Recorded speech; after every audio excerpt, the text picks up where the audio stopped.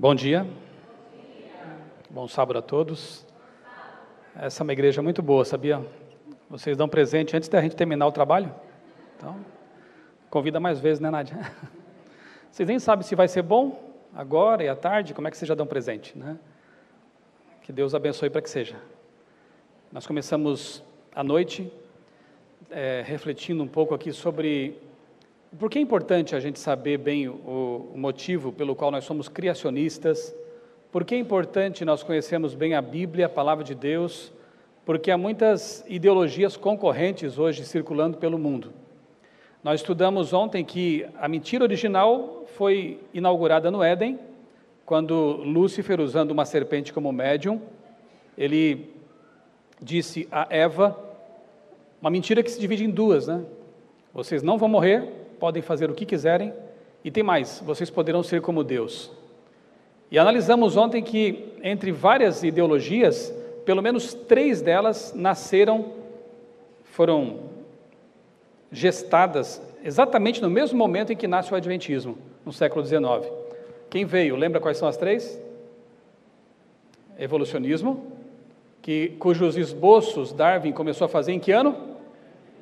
1844, olha que coincidência interessante. Eu não creio em coincidências assim, né? A outra ideologia, o Espiritismo, que tem como marco do nascimento do Espiritismo moderno, que ano? 1848. E o Marxismo, cujo eu esqueci de falar ontem, né? Mas o Manifesto Comunista, assinado por Marx e Engels, foi publicado em 1848 também. Não é possível, né, que o Adventismo nasça a partir de um desapontamento profético em 1844 e ao mesmo tempo praticamente surjam também 3 ideologias que têm como âmago de suas doutrinas a ideia de que o homem pode tudo sem Deus. Não é coincidência, né? Para um evolucionista a vida pode surgir sem Deus. Para um espírita, o ser humano pode ser eterno, sem Deus. Para um marxista, a sociedade pode se salvar sem Deus, por meio de uma revolução. Os 3 ensinam a mentira, porque sem Deus nada podemos fazer. Porque sem redenção, como eu li ontem um texto de Ellen White muito claro, o ser humano não precisa de evolução, precisa de redenção. Nós precisamos de salvação, de redenção, porque por nós mesmos já tivemos 6.000 anos para provar que nós não conseguimos. Não conseguimos. Precisamos de Deus. E como eu tinha prometido ontem, hoje eu vou analisar com vocês a Semana da Criação, a Semana Inesquecível, que muitos esqueceram. E, à tarde, às 17 horas, 5 horas da tarde, nós voltaremos aqui para estudar um tema que eu creio muita gente tem assim, bastante interesse, é um tema intrigante, misterioso, que é a questão do dilúvio e os dinossauros. O que tem a ver uma coisa com a outra? Venha, eu vou trazer aqui uma réplica em madeira da Arca de Noé, como ela era. Eu vou abrir o modelo, mostrar por dentro, as crianças vão gostar desse momento. E vou trazer também aqui uma vértebra de um bicho preguiça gigante, uma vértebra fossilizada. O que é fóssil? Venha, eu vou explicar para você. E eu vou trazer, eu não mostro muito por aí, viu? Vocês vão ter o privilégio de ver aqui uma vértebra que eu ganhei de um amigo lá no Nordeste, faz anos já, mas eu não tinha ainda uma autorização, agora eu tenho, né, Nádia? Agora eu posso andar por aí com o meu fóssil sem ser preso. Então aqui vocês vão ter a chance de ver, eu vou deixar vocês verem, botar a mão, talvez, vamos pensar ainda, se eu devo deixar você colocar na mão. Mas é uma coisa muito interessante, que prova que havia animais gigantes na Terra, que um bicho preguiça hoje, você pega no colo, é um bichinho pequenininho, né? Esse tinha 4 metros de altura. Eu tenho a vértebra dele. Então, 5 horas, eu vou mostrar para vocês. Vou trazer também um fóssil de um peixinho, que a gente conseguiu lá recentemente no Nordeste, né? Estivemos ali, a Nádia, mais alguém aqui dessa igreja, acho que não, né? Eu e outros estivemos lá pesquisando, e a gente trouxe alguns fósseis, e eu quero trazer para vocês verem também. Aqui na igreja tem desbravadores? Tem. Olha que chance vocês vão ter essa tarde. Existe uma especialidade chamada dinossauros. E se você assistir a palestra, eu assino para você o cartão. Ó, não é só isso, tem mais alguns requisitos, mas assistir a palestra já é um bom começo. Então, se os desbravadores e aventureiros vierem, aventureiros eu não tenho certeza se tem, acho que não, essa especialidade, mas desbravadores eu sei que tem. E eu já li a especialidade, eu sei o que precisa ali, e eu posso ajudar vocês então com essa palestra. Não precisa dizer mais nada, né? É para vir, tá bom? E à tarde então a gente encerra, e eu espero fazer jus ao presente que eu recebi de vocês antecipadamente. Um dia eu quero reclamar com Moisés. Sabiam? Ele está me ouvindo, talvez, né? Por que Moisés pode estar me ouvindo agora? Ele está no céu. Não sei se agora ele está ocupado em algum outro mundo, pregando lá, né? Mas eu quero reclamar com Moisés. Porque ele dedicou vários e vários capítulos para falar de José, por exemplo. Vários capítulos. Mas para contar da criação, ele usou só um. Moisés, puxa, eu queria saber mais. Eu queria ler sobre física quântica ali, eu queria ler sobre ótica, biologia. Ele não colocou nada disso ali. Eu fiquei bravo com Moisés uma vez. Mas hoje eu entendo Moisés. Por que você acha que Moisés não explicou física quântica nem bioquímica em Gênesis capítulo 1? Por quê? Ele escreveu aquilo ali em 1500 anos antes de Cristo, né? 1500 anos antes de Cristo. Por que ele não escreveu sobre física quântica? Ninguém arrisca uma resposta? Ninguém entender, nem hoje o pessoal entende. Eu li uma vez uma declaração de um físico que falou assim: se alguém disser para você que entende física quântica, desconfie dele. É um negócio tão complicado, tão complexo, que mesmo os que estudam ainda não entendem muito bem o assunto. Então, como que Moisés, ele até poderia, porque Deus é que revelou tudo para ele, né? Como Moisés poderia colocar lá bioquímica ou física quântica, se o livro era para os judeus? Era para ser entendido em toda a história, inclusive em nosso tempo. Então ele escreveu ali aquilo que pudesse ser compreendido desde sempre, desde o começo, né? E hoje, graças a Deus, nós temos então uma ferramenta chamada ciência, que, quando corretamente compreendida, nos ajuda a entender, a lançar luz até sobre o relato bíblico, né? Então nós vemos ali como o relato da criação é plenamente científico. E nesta manhã eu quero mostrar isso para vocês, para você não ter mais vergonha de dizer por aí: eu sou criacionista, eu creio em Adão e Eva, eu acredito que o mundo foi criado em 6 dias. Não tenha vergonha, não. Você acha que os evolucionistas que falam em bilhões e milhões de anos têm respostas para tudo? Vocês acham que eles é que são os detentores da verdade? Há muita falha nesse edifício chamado evolucionismo, muita. E quando a gente lê a Bíblia com um olhar na ciência, quando eu falo ciência, eu não falo da opinião dos cientistas, tá? É a ciência método, é a ferramenta que Deus nos deu, que não foi inventada, foi descoberta pelos primeiros cientistas, como Newton, Galileu e outros. Quando a gente olha a Bíblia sob essa ótica, a gente percebe como ela é científica, como ela é perfeita, e como mesmo Moisés não tendo revelado coisas assim, elas estão ali no relato. Uma semana inesquecível. Eu gosto de, quando viajo por aí, comprar alguns souvenirs, no mínimo um imã de geladeira, para colocar ali e de vez em quando lembrar, né, dos bons momentos que a gente teve, às vezes como família, né? E uma vez, numa dessas viagens, eu vi essa escultura, desse tamanho assim mais ou menos, e eu, na hora, disse para mim mesmo: eu preciso ter esse negócio lá em casa, vai ficar perfeito em cima do piano da sala. Por quê? Para mim, essa escultura é muito significativa.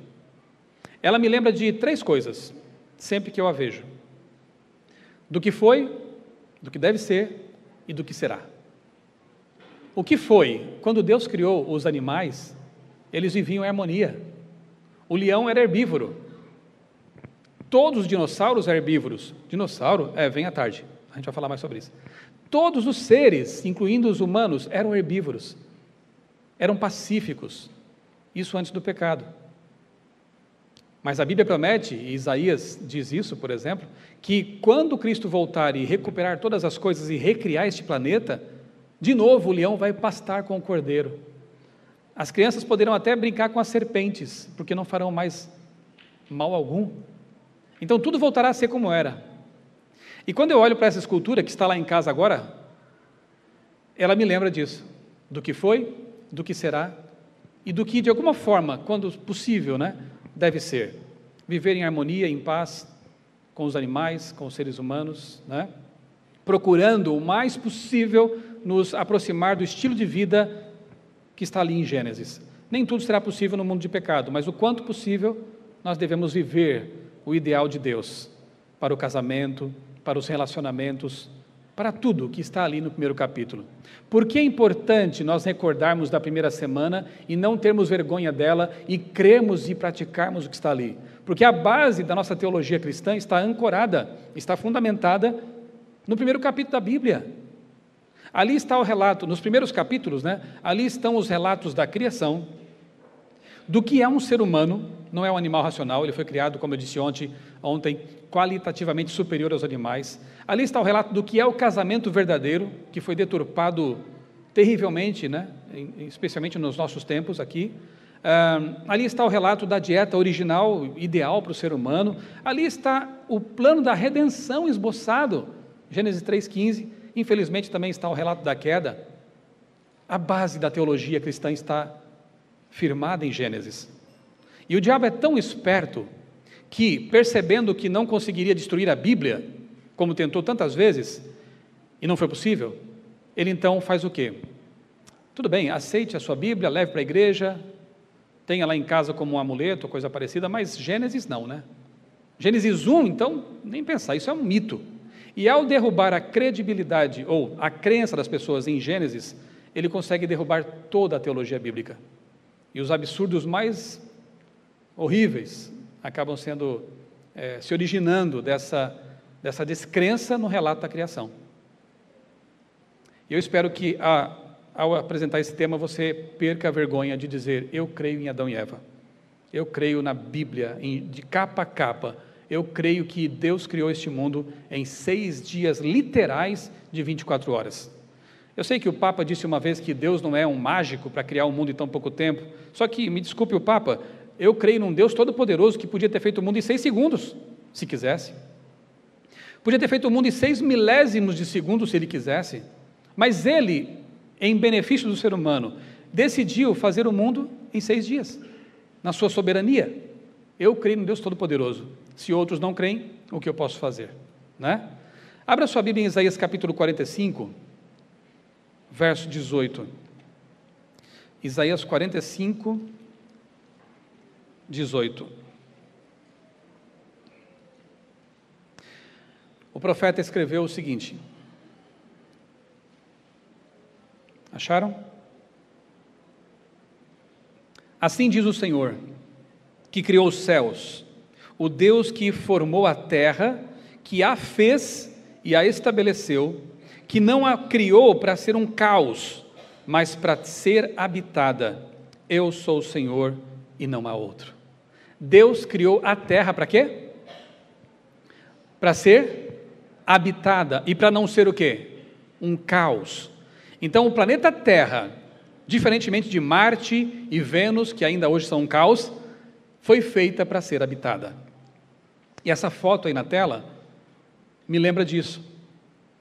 Nós temos 3 filhos. Os 3 foram aguardados com muita expectativa, com muito amor e carinho, e para os 3 a gente sempre preparou o bercinho, como todo pai aqui com certeza fez. Fizemos o possível para recebê-los com carinho. Então ali estava o bercinho, o quartinho preparado, o enxoval, tudo para a chegada daquele que iria ocupar o espaço.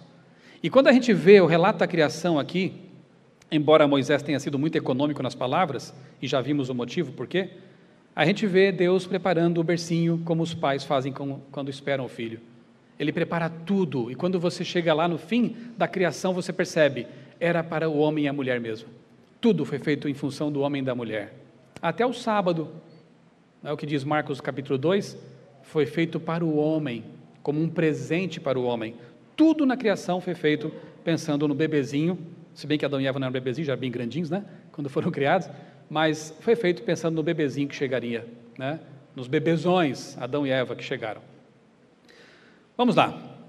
Primeiro dia, Gênesis capítulo 1, agora você vai abrir em Gênesis capítulo 1 e vai ficar ali até o fim, tá?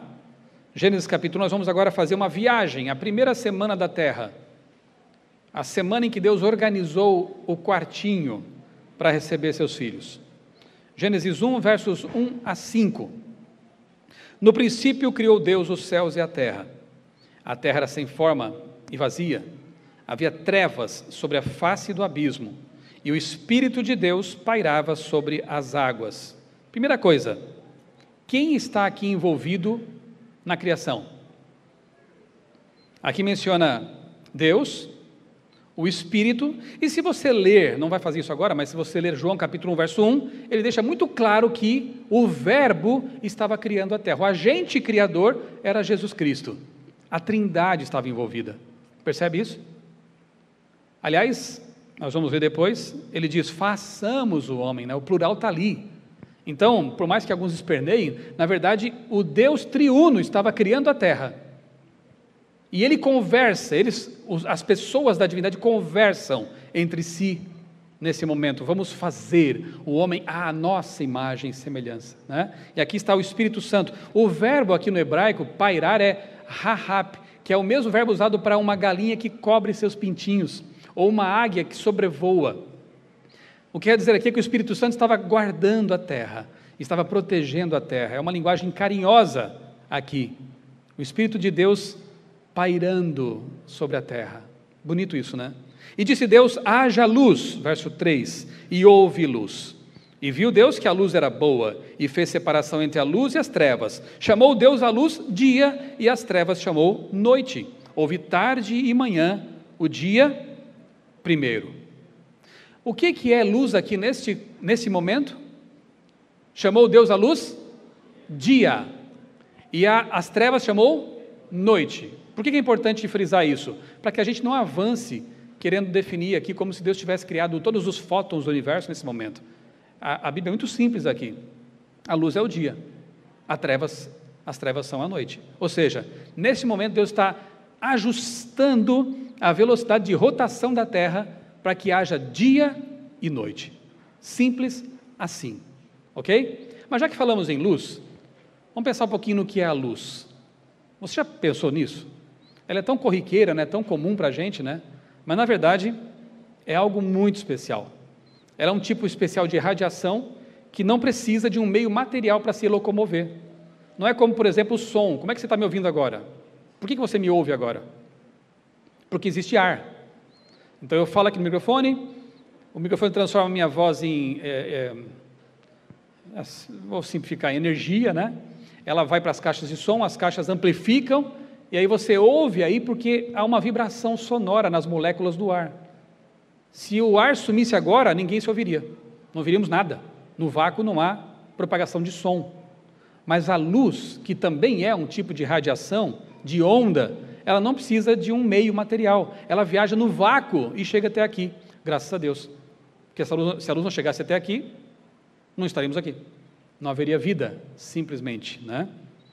Olha só que interessante, cerca de 70% da energia que o Sol irradia se situam ali naquele comprimento de onda de 0,3 a 1,5 micron, que é exatamente aquilo que a gente chama de luz visível. 70% da radiação solar é aquilo que a gente precisa para ver, para existir, para sintetizar a vitamina D, que tem faltado muito em muita gente hoje, né? Só fica trancado em casa, né?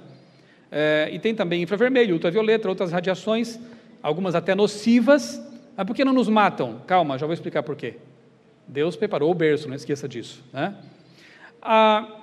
Uma pergunta que alguns podem fazer, né? Por que nossos olhos captam apenas esse espectro da luz visível? Por que a gente não capta, por exemplo, a radiação gama? Porque seria inútil. Sabe por quê? Olha aqui. A maioria dos materiais, como a minha Bíblia, como a sua roupa, como a sua gravata, como esse banco, eles absorvem pouco a luz visível, eles refletem, na verdade. E é graças a isso que você está me vendo agora. Por que você me vê agora? Porque a luz ambiente do sol lá fora chega até mim, os fótons chegam em mim, eles batem em mim, refletem até vocês e vocês me veem. Na verdade, vocês estão me vendo com um pouquinho de atraso. Sabiam disso? Mas como aqui é tão próxima a nossa distância, e a luz é muito rápida, 300 mil km por segundo, o atraso é imperceptível. No caso do Sol, que está bem longe, a luz dele leva 8 minutos para chegar até aqui. Sabiam? Se o Sol explodisse agora, a gente só saberia daqui a 8 minutos. É muito longe, então demora, mesmo viajando tão rápido a luz. Então você só me vê porque a luz reflete em mim e você consegue me ver. Já no caso da radiação gama, ela é totalmente absorvida na atmosfera, ela não chega até aqui. Então, se nós tivéssemos evoluído olhos que capturassem a radiação gâmica, por exemplo, nós não veríamos nada. Seria um mundo escuro para nós. Não é curioso que a gente tem olhos capazes de ver exatamente a radiação capaz de ser vista? Uma coisa ajustada para outra? Isso é impressionante, né? Então, olhos de outro tipo de radiação seriam inúteis para nós. Agora, falemos sobre a questão da luz antes da criação do dia.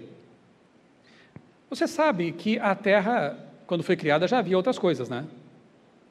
Sabia disso? Não tinha anjo cantando quando a Terra foi criada? Onde é que os anjos moram? Em algum outro planeta, chamado céu. Então já havia coisas criadas antes da Terra. E se já havia universo antes da Terra, já havia luz. Ou era um universo de trevas? Outra coisa que os físicos entendem muito bem. Havia água antes de Deus falar, haja luz? Sim ou não? Nós lemos aqui. O Espírito de Deus pairava sobre a face das águas. E então Deus disse, haja luz. Se havia água, havia fótons. Sabe por quê? Olha ali. A água só pode existir na forma líquida por causa da atração entre as moléculas. E as moléculas só podem existir por causa da atração entre os átomos. E os átomos só existem por causa da atração entre elétrons e prótons. E o que mantém essa atração são os fótons. E eu não vou explicar aqui porque nem eu entendo bem esse negócio. Mas é o que explicam os físicos. Portanto, se já havia fótons antes de Deus dizer haja luz, a luz já existia. O que acontece no primeiro dia, então, o que é? Repito, Deus cria o dia e a noite aqui na Terra. Rotação da Terra. É um grande erro de alguns aí pensar que Deus criou o universo inteiro no primeiro dia. O universo não tem 6.000 anos. Ele é muito mais antigo do que isso. A Terra, a vida na Terra, mais precisamente falando, sim, remonta a cerca de 6.000 anos. Mas o universo é mais antigo do que isso. Basta dizer que anjos já existiam. E cremos que outros mundos possivelmente também. Ok? Vamos para o segundo dia. Um detalhe também importante. A distância entre a Terra e o Sol. Você sabe que a Terra é o único planeta do sistema solar com temperatura adequada à vida. Quer comparar? Vamos pegar aqui os mais parecidos com a Terra, né? Marte e Vênus. A Terra tem uma temperatura ali média de 15 a 27 graus, mais ou menos, bem na faixa ideal para a gente viver, né? Marte é de menos 53. Quer passar umas férias lá? Eu não. Tem gente querendo ir para lá. Não é mais fácil recuperar aqui? Vênus pode chegar a 477 graus positivos. Gostou? Verão bom, né? Quase 500 graus Celsius. Não dá. Não tem vida. E são os mais parecidos com a Terra, ok? Sem contar que não tem outras coisas mais ali também. Temperatura adequada depende de 3 fatores. Primeiro, quantidade de calor que o Sol emite. Se o Sol fosse maior ou menor, a vida que estaria comprometida. Ele tem um tamanho certo. Distância da Terra. Se a Terra estivesse mais longe ou mais perto do Sol, a vida estaria comprometida, ou nem sequer haveria vida. E a velocidade de rotação também é importante, porque se a Terra girasse mais devagar, a face exposta aqueceria muito. E se girasse mais rápido, não haveria tempo para aquecer o suficiente. Então ela gira na velocidade perfeita para que haja um equilíbrio térmico. Vai dizer que o bercinho não foi preparado, gente? Temos também algo na Terra que é especial. Marte não tem, Júpiter, nem Júpiter, mas eu vou pegar os mais próximos, né? Vênus não tem, que é o campo magnético. Para que serve? Lembra que eu falei que 70% da radiação solar é o que nós precisamos, mas tem 30% lá. Esses 30% envolvem, por exemplo, radiação letal ultravioleta, que poderia nos destruir aqui na Terra. Mas graças ao campo magnético que a Terra produz, segundo os cientistas, porque tem um núcleo metálico que gira, é uma espécie de dínamo, né? Ela cria um campo de força que desvia, olha lá a foto, desvia essa radiação letal do Sol. E ela nos protege, então. Sabe, de vez em quando aparecem umas reportagens dizendo assim, encontraram uma outra Terra. Aí você vai analisar, por que eles acham isso? Porque o tamanho é parecido com o da nossa, né? A distância da estrela é meio próxima da nossa também. Basta isso? Primeiro, tem que ter água líquida, tem que ter uma temperatura ideal, tem que ter campo magnético, se não tiver, não tem vida. Não é fácil ter uma Terra, gente. Por mais que eles façam aí, né, digam que achamos uma outra Terra, simplifiquem tanto a coisa, não é fácil ter uma Terra. Por quê? Porque ela foi feita para ser habitada. A Terra já nos esperava, ok? E se não tiver campo magnético, esquece, não tem vida, por mais que tenha as outras condições. Segundo dia, Gênesis 1, 6 a 8, volte a Gênesis, e vamos ler aqui então. Disse Deus: haja firmamento no meio das águas e separação entre águas e águas. E fez, pois, Deus o firmamento e separação entre águas debaixo do firmamento e águas sobre o firmamento. E assim se fez. E chamou Deus o firmamento céus. Houve tarde e manhã, o segundo dia. O que Deus faz esse dia é ajustar as condições atmosféricas para tornar viável o ciclo da água e a vida que virá depois, certo? Então ele faz a separação das águas que estavam abaixo, os mares, lagos antediluvianos, e as águas acima do firmamento em forma de vapor, né? Que no dilúvio vão ter um papel aí depois, nós vamos ver à tarde, ok? Só para comparar, atmosferas. Saturno é tão grande, tem uma massa tão descomunal, que ele retém muito hidrogênio e nitrogênio, uma atmosfera não respirável. Já Mercúrio é tão pequeno que quase não tem atmosfera. Ele não retém, não segura pela gravidade moléculas de qualquer tipo de gás, não tem atmosfera.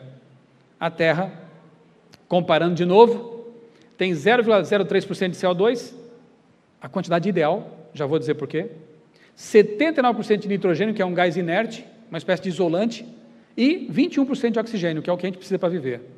Vamos pegar aqui o Marte, então, que alguns acham que pode ser habitado.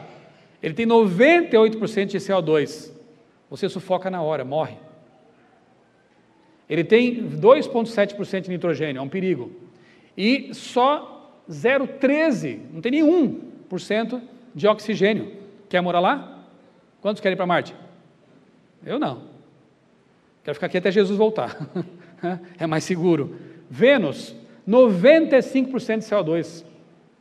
E alguns traços de O2, ali está CO2, mas de O2.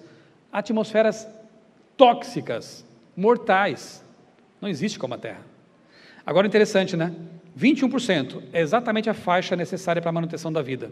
Se fosse um pouquinho mais, 25%, qualquer incêndio seria inapagável. Olha que perigo, gente. 4% só a mais de oxigênio, se pegasse fogo nessa igreja, ninguém conseguia apagar, porque a combustão seria muito intensa. Qualquer incêndio seria impossível de ser apagado, a Terra seria muito perigosa.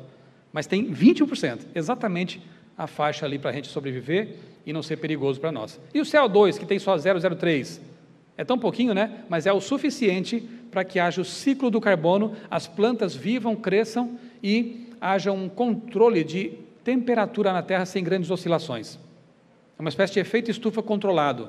Se for mais, é perigoso. Se for menos, a vida não existe. 0,03, certinho. Você ainda crê no acaso? Você ainda acha que a Terra apareceu e foi se formando por causas não orientadas? Eu não posso acreditar nisso. Assim como eu não creio que uma explosão geraria um quartinho de bebê com um bercinho prontinho esperando por ele. Não dá. Prossigamos na semana inesquecível. Vamos para o terceiro dia, versos 9 e 10. Disse também Deus: ajuntem-se as águas debaixo dos céus num só lugar, e apareça a porção seca. E assim se fez. A porção seca chamou Deus terra, e ao ajuntamento de águas, mares. E viu Deus que isso era bom. Era bom. O que Deus faz então nesse dia? Ele faz aparecer algo que estava oculto, né? Onde é que estava a terra antes? Debaixo d'água?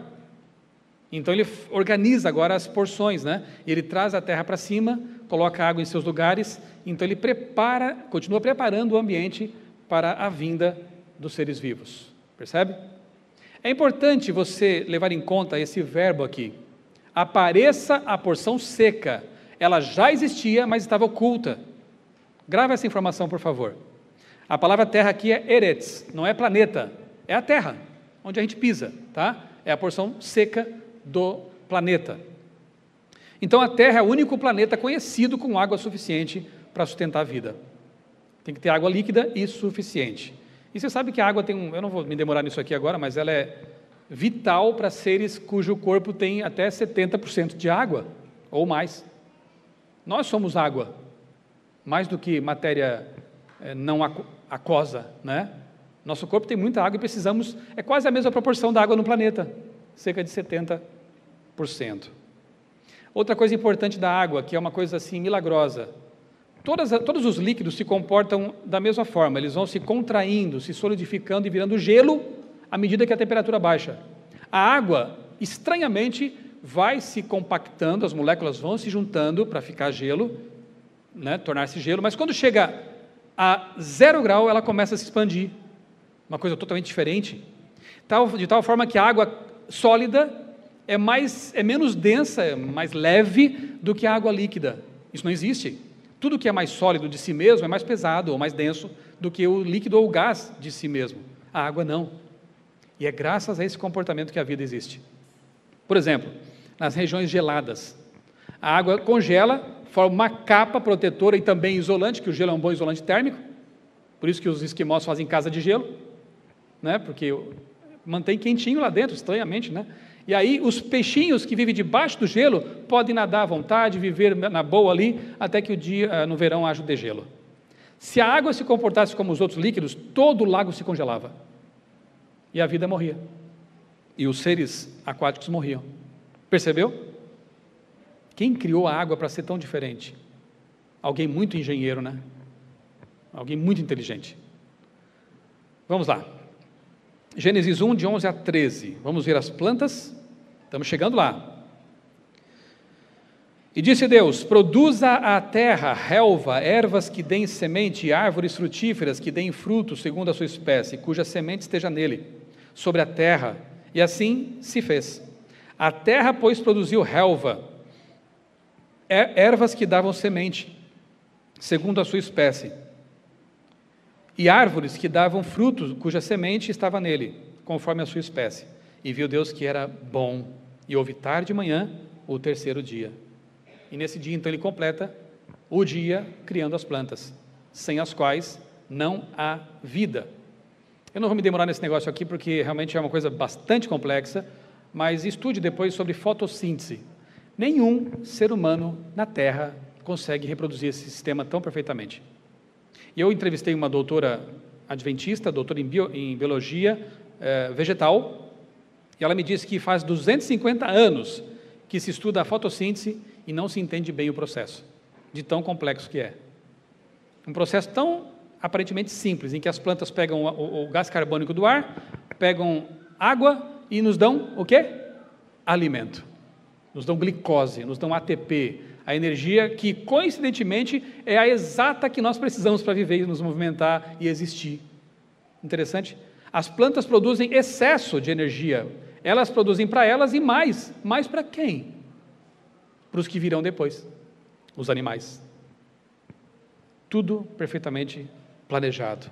Pesquise sobre a fotossíntese, você vai ficar maravilhado com esse processo químico, bioquímico, produzido a cada instante por todas as plantas do planeta. Vamos para o quarto dia, Gênesis 1, 14 a 19 agora. Disse também Deus: haja luzeiros no firmamento dos céus, para fazerem separação entre o dia e a noite, e sejam eles para sinais, para estações, para dias e anos, e sejam para luzeiros no firmamento dos céus, para alumiar a terra.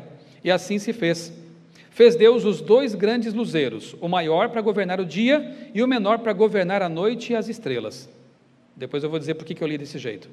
E os colocou no firmamento dos céus para alumiarem a terra, para governar o dia e a noite e fazerem separação entre a luz e as trevas. E viu Deus que isso era bom. Houve tarde e manhã o quarto dia. O que Deus faz ou fez no quarto dia? Ele fez aparecer o sol e a lua. O mesmo verbo no original usado para fez aparecer a terra. Isso é interessante, sabe por quê? Quando Deus faz aparecer a terra, ela já existia? A terra firme, a terra seca, já existia? E quando Deus faz aparecer o sol e a lua, é provável que eles também já existissem, mas estavam ocultos por uma atmosfera mais densa de um observador na terra, como era o caso de Moisés, que estava observando a criação. Eles não eram visíveis. Então o que Deus faz nesse dia, segundo alguns estudiosos criacionistas, foi ajustar as condições para que se vissem o sol, a lua e as estrelas, que provavelmente já existissem. Se não o Sol e a Lua, mas as estrelas sim. As estrelas estão a bilhões de anos de distância daqui. Algumas, a luz está chegando agora aqui. Então elas já existiam há muito tempo. E tem uma questão aqui que temos que apelar um pouquinho para o original, né? Hebraico. Porque o texto original não diz assim, ó, Deus, então, os dois grandes luzeiros, o maior para governar o dia e o menor para governar a noite, ponto e vírgula, e fez também as estrelas. No original não está, fez também as estrelas, está assim, ó. Aqui está o original hebraico, né? Vocês estão vendo lá em cima ou aqui? Não sei onde for mais fácil. A linha em laranja ali é o texto que está em inglês, né?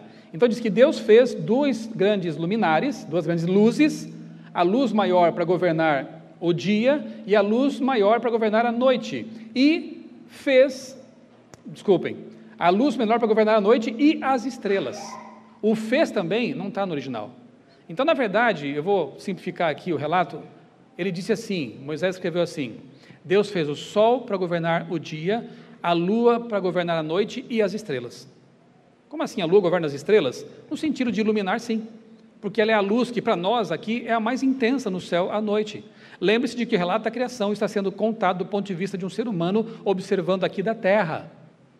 Deu para entender? Não é um relato cosmológico feito lá de Andrômeda, é daqui da Terra. E para quem está aqui na Terra, qual é a luz maior no céu à noite? Por mais que haja planetas muito maiores do que ela e estrelas muito maiores do que ela, é a lua. Então ele faz o sol para governar o dia e a lua para governar a noite e as estrelas também, porque é a luz maior. Simples assim. O relato é bem simples, gente. Ok? Ele não está dizendo que Deus fez as estrelas no quarto dia, esse é o ponto. Seria um contrassenso, né? Porque as estrelas são muito mais antigas. E há estrelas aos bilhões, trilhões nesse universo. Ok? Espero que tenha ficado um pouquinho claro.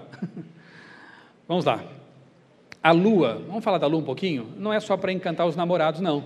A lua tem funções importantíssimas.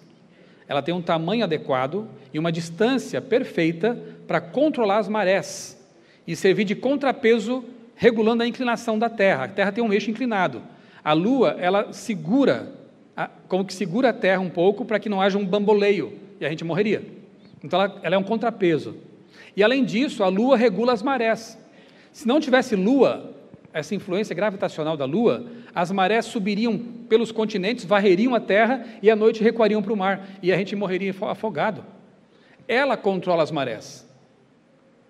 Mas não venha com essa de que controla o cabelo, tá? Isso aí é pseudociência. Né? O cabelo tem uma massa tão pequena que a lua não tem nada a ver com o cabelo. Aí eu vou cortar o cabelo na lua cheia porque vai crescer mais. Eu fazia isso, não deu nada. Não deu certo. A lua não interfere no seu cabelo. Nas marés, sim, porque o oceano tem uma massa muito grande. Ela pode até influenciar nas plantações pela luz, porque as plantas precisam de luz para a fotossíntese, mas não pela gravidade. Coisas pequenas não sofrem tanta ação gravitacional assim, tá bom? Pode cortar o cabelo à vontade, qualquer dia que vai crescer igual. Desculpa eu tirar essa ideia da sua cabeça. Nós temos que advogar a verdadeira ciência, irmãos, não pseudociências, porque isso tira o nosso crédito. Hoje tem gente defendendo terra plana, acredita nisso? Gente que fica brigando para dizer que o homem não foi à lua. Precisa fazer isso? Vale a pena entrar numa dessa? Já não está bom demais você ser taxado de ignorante por ser criacionista, ainda que traz mais coisas para ser chamado disso, né? Então, não entre em barcos furados, fique com a ciência e com a Bíblia, ali é mais seguro. Vamos para o quinto dia, 20 a 23, estamos chegando no ápice.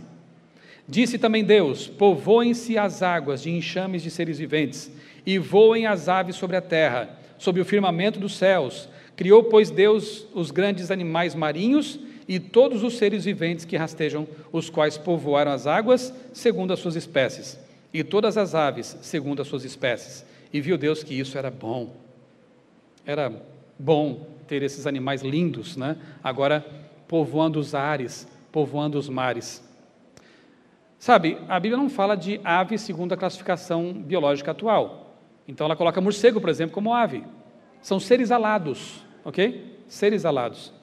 E para a Bíblia, camarão também é peixe. São seres aquáticos. Não tente transpor a linguagem bíblica para a biologia moderna, que não dá muito certo, né? Ali na Bíblia é muito mais genérica a classificação. Mas olha só, eu vou falar de uma coisa apenas aqui nesse item sobre animais marinhos e também animais aquáticos. Você concorda que o sonar usado em navios e submarinos foi uma invenção inteligente? Sim ou não? Não foi? Se não fosse, se tivesse sonar no Titanic, ele não tinha afundado. Porque graças ao sonar eles conseguem mapear, né, o fundo marinho, as coisas que estão em volta, perceberia o iceberg antes de ser visto, né? Foi usado nas guerras, né, para você identificar torpedos e tal. É uma invenção muito inteligente.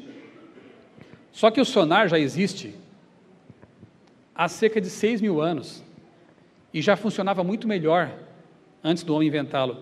E eu peguei aqui 2 exemplos bem distantes, para ninguém dizer que é parente evolutivo, tá? Eu peguei um golfinho marinho, um mamífero marinho, e um morcego, que é alado, né? Então, os dois não têm nenhum parentesco próximo evolutivo. E, curiosamente, o mesmo gene é o que codifica a função de ecolocalização, sonar, nos 2 animais. Não são os únicos, tem outros animais que têm o mesmo poder de sonar. Eles emitem uma frequência, um tipo de som, e depois captam. E graças ao eco, né, eles conseguem determinar a distância, o tamanho do predador ou do animal que vai ser predado, enfim, é uma coisa fantástica.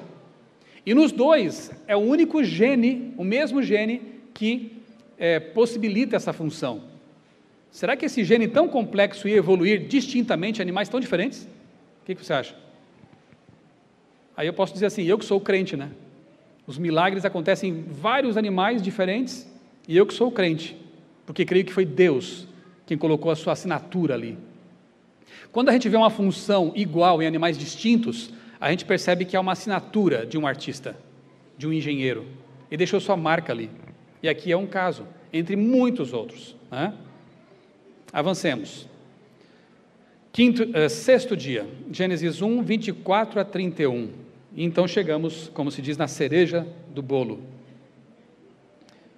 24 a 31. Disse também Deus: produza a terra seres viventes, conforme a sua espécie, animais domésticos, répteis e animais selváticos, segundo a sua espécie. E assim se fez.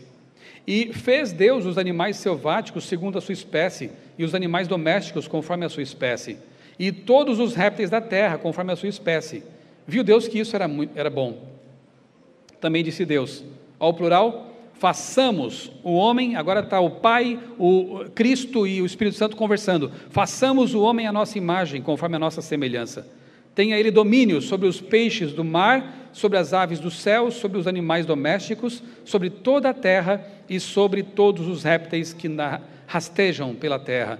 Criou Deus o homem, à sua imagem, a imagem de Deus o criou. Homem e mulher os criou. E Deus os abençoou e lhes disse: sede fecundos, multiplicai-vos, enchei a terra e sujeitai-a, dominai sobre os peixes do mar, sobre as aves dos céus e sobre todo animal que rasteja pela terra. E disse Deus ainda: eis que vos tenho dado todas as ervas que dão semente e se acham na superfície de toda a terra, e todas as árvores em que há fruto que dê semente, isso vos será para mantimento. E a todos os animais da terra, e a todas as aves dos céus, e a todos os répteis da terra, em que há fôlego de vida, toda a erva verde lhe será para mantimento. E assim se fez. Viu Deus tudo quanto fizera, e eis que era muito bom. E houve tarde e manhã o sexto dia. Só quando Deus faz o homem e a mulher, ele diz: é muito bom, porque agora realmente a criação estava completa, faltando apenas o dia especial de descanso ser estabelecido. Então, veja, tantas coisas poderíamos falar a respeito desse dia, né? Aqui está a criação do casamento heteromonogâmico, você percebe? Ele fez um homem para uma mulher. Ele não criou Adão e Ivo, ele criou Adão e Eva, né? Não criou Adão, Eva e Maria, criou Adão e Eva. A poligamia não é plano de Deus. Casamento homossexual, não existe isso na Bíblia. Se houvesse, nem estaríamos aqui, né? Se fosse Adão e Ivo, acabou. Acabou lá.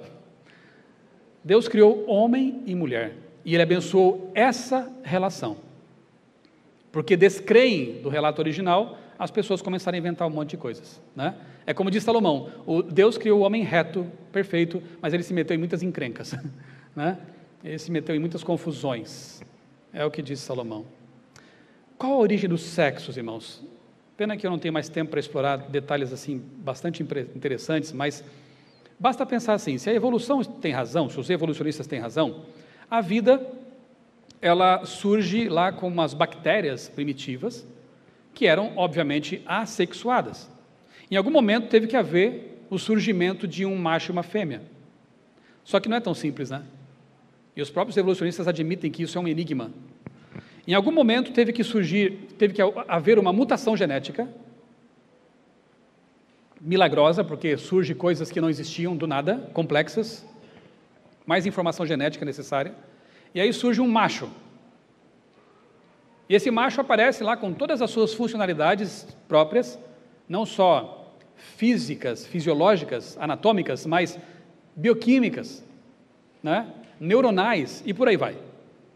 Quem estuda essa diferenciação, né, que há entre homem e mulher, percebe que realmente é uma coisa muito distinta. Mas esse macho surge, quem sabe, numa China pré-histórica. E uma outra mutação dá origem a uma fêmea, com toda a sua complexidade própria, lá no Canadá pré-histórico.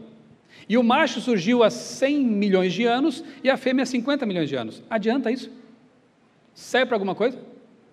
Absolutamente nada. Então tinha que ter surgido um macho, por mutação milagrosa, uma fêmea, por mutação milagrosa, eles tinham que estar no mesmo ambiente, porque tinham que se encontrar para casar, os animais não casavam, né? E na mesma época, mesmo período, e os dois tinham que se encontrar, cruzar e, pasmem, ser compatíveis e dar origem a uma nova forma de vida, misturando sua bagagem genética. E eu que sou crente, fala sério, quantos milagres são necessários nesse relato aí absurdo? Repito, o que eu estou dizendo aqui, os evolucionistas admitem, a origem dos sexos é um mistério até hoje. É complicado explicar isso do ponto de vista evolutivo. Bíblico é simples, macho e fêmea os criou. Simples assim, Deus projetou para ser dessa forma. E olha só que interessante, a produção de espermatozoides depende de um único gene, chamado Bowley. Um só. Por mais que algumas mulheres queiram ser homens, elas não têm esse gene, não adianta. Pode querer à vontade, você não vai produzir espermatozoides. É um gene masculino. E os evolucionistas dizem assim, esse gene nunca mudou na história evolutiva. Mas é óbvio, porque se ele mudasse, acabou a vida. Percebeu? Quando eles querem que algo tenha mudado, mudou. Então a pata de um urso virou barbatana de baleia. Mas quando algo não pode mudar, não mudou. É o caso desse gene aqui, porque se ele mudasse, repito, a vida desandava. Não haveria vida. Então é muito conveniente, né? Não pode mudar? Não mudou. Queremos que mude? Mudou. Por aí que vai. Isso aqui eu vou pular. É bem interessante, mas não dá mais tempo. Me empolguei. Olha só. Vamos dar uma chance para a evolução. Surgiu um macho, surgiu uma fêmea no mesmo espaço, na mesma época, eles eram compatíveis, geraram um filho. Mas ele tinha que nascer. E a pelve da mulher é totalmente diferente da pelve, a bacia do homem. Para começar, a dela tem uma abertura. Para começar também, a ocitocina que jorra quando ela está para dar à luz, ela afrouxa as articulações, então abre mais ainda, o bebê passa tranquilamente. O homem pode querer ser mulher, mas se der à luz morre. Sim, não adianta. A biologia não muda, por mais que a ideologia queira pregar uma ideia, a biologia é biologia, meu amigo. Você pode querer ser mulher, mas você não vai dar à luz nunca. Vai morrer. A mulher foi feita para ser mãe. Ela foi projetada para conceber uma vida e permitir que ela viesse ao mundo. Olha a ilustração ali, são pelvis diferentes. Foram feitas com propósitos diferentes. Não adianta espernear com ideologias. Biologia é inegociável. Né? Pode-se maquiar o exterior, mas por dentro é homem ou é mulher. Olha que bonito, Salmo 139. Tu criaste cada parte do meu corpo. Davi escreveu, né? Tu me formaste na barriga da minha mãe. Tu me viste antes de eu ter nascido. Que lindo, né? E no outro texto ele fala assim, de modo maravilhoso, ou de modo assombrosamente maravilhoso tu me criaste. Davi podia não entender muito de embriologia, de bioquímica, mas ele sabia disso. Eu fui feito de modo assombroso. Fui planejado por um Deus todo-poderoso. Romanos 1, 19 e 20, eu vou apenas mencionar. Paulo fala dessa revelação natural, que se você observar a natureza, você percebe as digitais do Criador. É só observar com os olhos bem abertos, e você percebe ali as marcas de Deus. Clica para mim nessa animação, por favor, no meio da tela. Vamos entrar rapidamente numa célula. Darwin não tinha a menor ideia do que fosse uma célula. Hoje a gente sabe, temos microscópios. Abra a célula, ali você vê então o complexo de Golgi, você vê mitocôndria, que é uma usina de geração de energia. Você tem ali os centríolos, aí que você tem eu vou mostrar outra animação com essa quinesina que é fantástica. E lá dentro do núcleo, nós temos o DNA, o código da vida. Informação absurda, que nenhum computador na Terra consegue igualar. Isso pode ser fruto do acaso? Máquinas moleculares, um supercomputador miniaturizado, e você tem trilhões deles. Eu falei da quinesina, deixa eu mostrar para vocês aqui, ó. É esse robozinho microscópico que você tem aos trilhões no seu corpo. Deixa eu mostrar aqui uma animação, clica para mim no meio da tela, de novo. Ela literalmente caminha nos microtúbulos, lá vem, ó, a quinesina caminhando, tá vendo? Carregando nas costas um complexo de Golgi. Ela é que leva para os lugares onde as organelas têm que ser alocadas na célula. É um robô nanotecnológico, um robô molecular de proteína. Alguém está preocupado com as quinesinas agora aí? Tipo assim, quinesina lá do meu dedo do pé, leva esse complexo de Golgi para o outro lado da célula. Alguém está pensando nisso agora? Aliás, alguém está pensando aqui para o coração bater? Alguém está pensando assim, respira pulmão, diafragma, funciona. Alguém está pensando nisso? Talvez agora você se conscientize da respiração, porque eu falei. Mas ninguém estava pensando nisso agora. Deus é tão bom que Ele colocou 70% do nosso processamento cerebral automatizado, sabiam disso? 70% de tudo que você faz é automatizado. Você tem trilhões dessas máquinas no seu corpo. Se fosse para gerenciá-las, você travaria na hora. Ninguém conseguiria mais fazer nada. Mas é automático. E 30% do seu processamento cerebral estão disponíveis para você pensar no que eu estou falando agora, espero que sim. Para você se concentrar nessa mensagem. Para você se divertir, pensar, sonhar, amar. Deus é muito bom, hein? Você está dormindo, o seu cérebro está funcionando o tempo todo. Gerenciando trilhões de funções. Você comeu um pão, uma fruta agora pela manhã, eu acho que já foi até, né? Mas enquanto você estava aqui sentado, o seu corpo estava processando tudo isso automaticamente, quebrando as moléculas, os nutrientes e enviando para os lugares onde eles tinham que estar. Como é que eu posso crer no acaso? Como que eu posso pensar que isso pudesse surgir de qualquer forma e não tivesse sido planejado, arquitetado por alguém infinitamente inteligente? Como diz um livro aí, eu não tenho fé suficiente para ser ateu. Vamos avançar? Seu corpo é uma maravilha. Chegamos ao 7º dia. Gênesis 2, de 1 a 3, eu vou citar apenas, você conhece o texto. Nesse dia Deus faz 3 coisas. Lembram? Ele descansa, Ele pausa, Ele abençoa e Ele santifica o 7º dia. Adão não estava nem cansado, eles acabaram de ser criados, né? E Deus também não cansa, porque, na verdade, o sentido aqui da palavra é realmente uma pausa, né? Eu estava lendo, estou lendo agora, né, o livro O Sábado, de Guilherme Stein, que foi o primeiro adventista batizado no Brasil. Não sei se você sabe, o homem era um gênio. Eu sou fã do John Andrews, mas nós tivemos um John Andrews no Brasil também. Guilherme Stein, ele conhecia 40 idiomas, e não passou do ensino fundamental. Era um autodidata. Qualquer um pode. Quer dizer, alguns têm dons diferenciados, né? Mas qualquer um pode aprender. Qualquer um pode dedicar tempo a conhecer as coisas.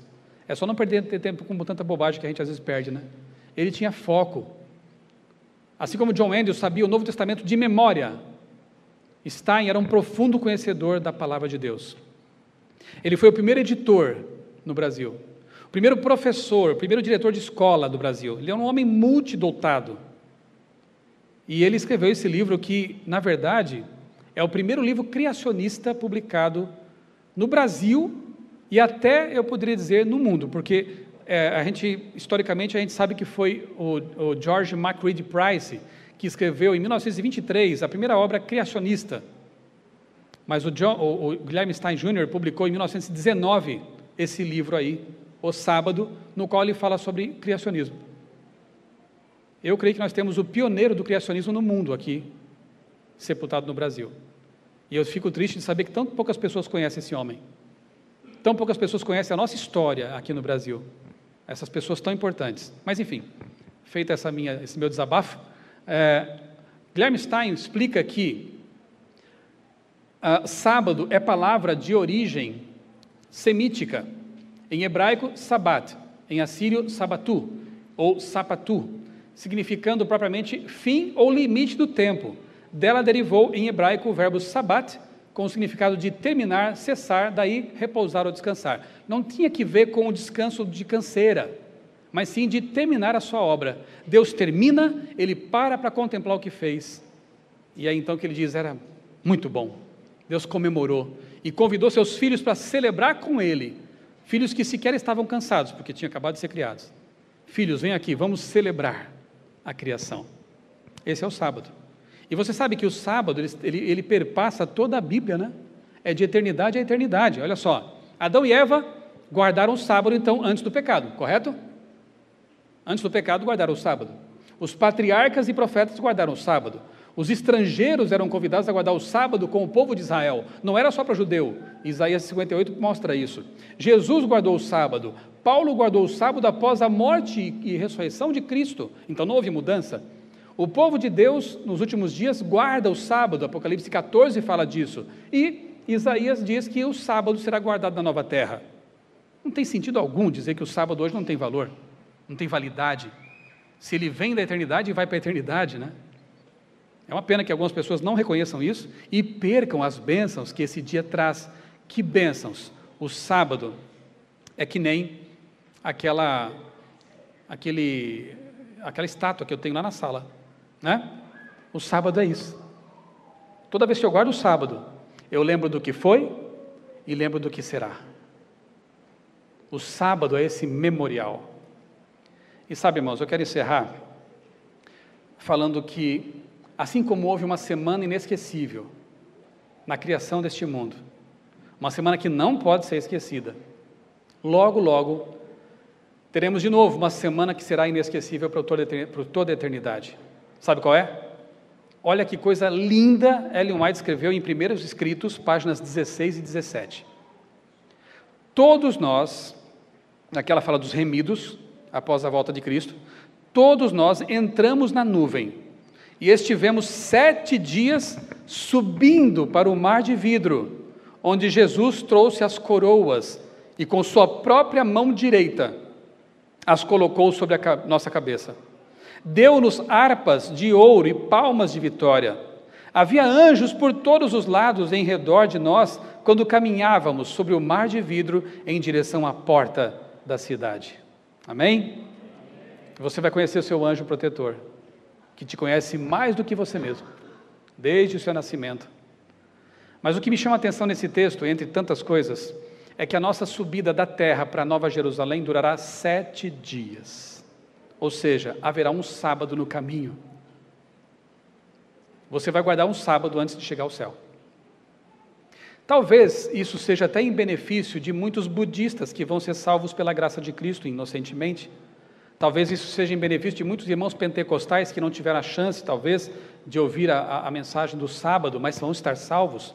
Talvez seja em benefício da minha vovozinha, que era católica devota, e eu creio que ela possa estar salva. E aí, junto com a gente, essas pessoas que não tinham noção do sábado, como Guilherme Miller, morreu salvo, mas não entendeu bem essa mensagem. Lutero também não. Nessa subida, eles vão ter um sábado e vão entender, puxa, nós estávamos errados. Ou, puxa, nós não sabíamos disso. Que bênção, teremos o sábado para sempre. Eles vão entender. Só que nós aqui já temos o privilégio por antecipação. Nós já entendemos essa mensagem e já podemos nos alegrar por ter um sábado toda semana que nos faz lembrar do que foi e do que será. E enquanto caminhamos esse dia, nos faz lembrar de tudo isso. Que essa semana seja inesquecível para você. Que a semana da criação seja sempre uma luz na sua vida, direcionando suas ideias, sua conduta, e que você nunca se esqueça de que em breve nós passaremos uma semana subindo para Nova Jerusalém, junto com nossos anjos, e receberemos a coroa da vida eterna. Amém? Eu quero chamar aqui a Sara agora, ela vai cantar uma última música. Eu não vou pedir que você venha à frente, eu vou pedir que você simplesmente pense na letra que ela vai cantar. Que você pense em como tem sido sua atitude para com o sábado de Deus. Pense em como tem sido sua preparação para viver essa última semana antes de entrar na Santa Cidade. Pense em como está a sua convicção na palavra de Deus. E depois faremos uma última oração, nos entregando mais uma vez ao nosso Deus Criador. Tá bem? Aproveite esse momento agora, tranquilo, você e Deus. Se quiser conversar com Ele, é um bom momento. Se quiser fechar os olhos, também é um bom momento. Faça o que você desejar, mas aproveite para ser um momento de reflexão.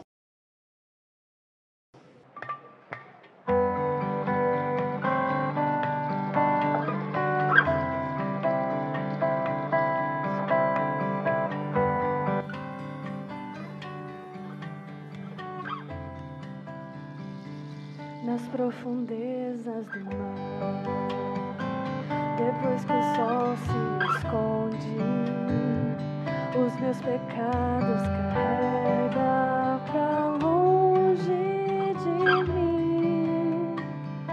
Já não se ouve falar, lugar algum se encontra. O vento sopra e me leva de volta. Ainda guarda o que sou, escondida em suas feridas, não pra mostrar que fui longe, mas pra lembrar que não há limites,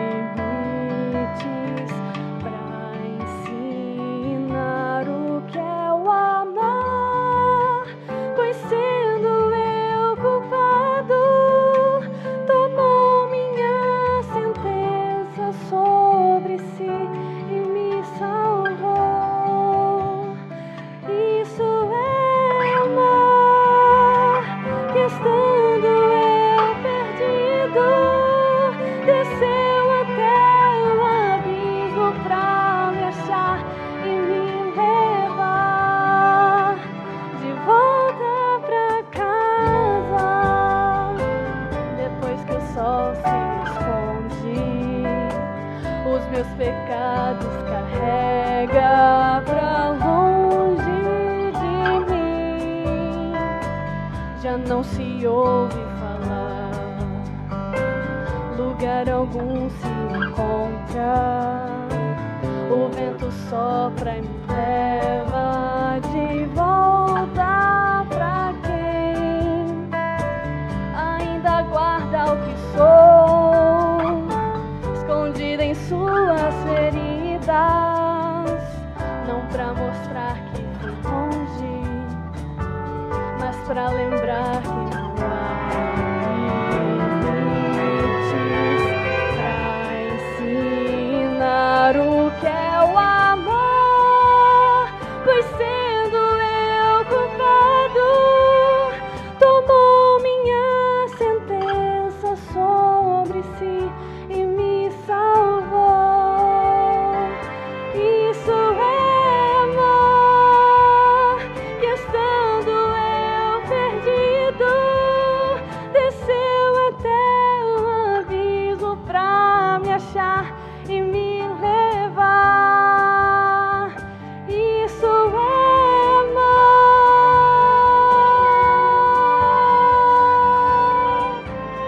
desceu até o abismo pra me achar e me levar de volta pra casa, de volta pra vida, de volta pra tudo que eu perdi, mas recebi de Deus.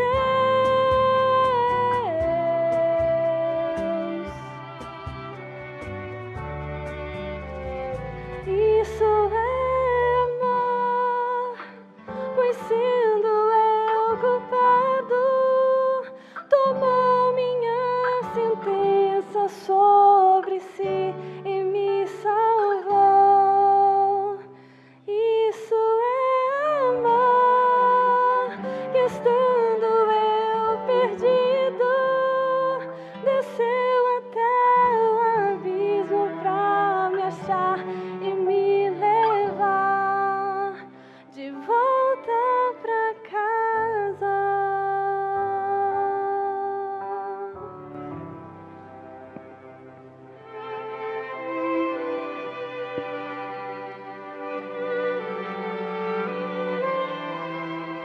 Em breve voltaremos para casa.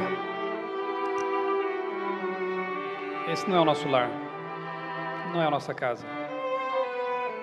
Há tanta gente sofrendo, tanta gente vivendo tão em desacordo com os planos de Deus. Esse mundo é ofensivo, esse mundo é tóxico, esse mundo está muito longe da semana original. Esse mundo se afastou demais do que Deus desejava. É tão triste pensar enquanto estamos aqui sentados, bem vestidos, há pessoas morrendo de fome, há pessoas sendo estupradas, pessoas sendo perseguidas. Há muita gente passando por essas coisas. E Jesus tem que voltar logo porque a solução definitiva está com Ele. Há muitas expectativas nessa época, né, em que estamos vivendo. Mas não podemos também ser tão iludidos assim a ponto de achar que um ser humano vai resolver tudo. De que haverá um salvador da pátria. Temos que orar para o nosso país, para que possamos ter mais tempo de paz, de pregação do Evangelho, para fazer o que nós temos que fazer, pregar o Evangelho, porque a solução só Jesus trará. Não nos esqueçamos disso. Vamos orar em pé, todos?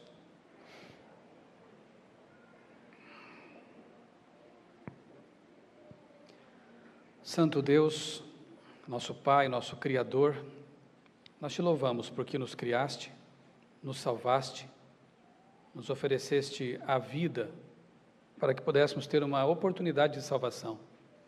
Obrigado, Senhor, porque temos a Tua Palavra, obrigado porque temos a verdade que liberta, Jesus Cristo, e que por meio dele podemos realmente ser livres e sentir paz, desfrutar de paz mesmo em meio ao mundo que desmorona.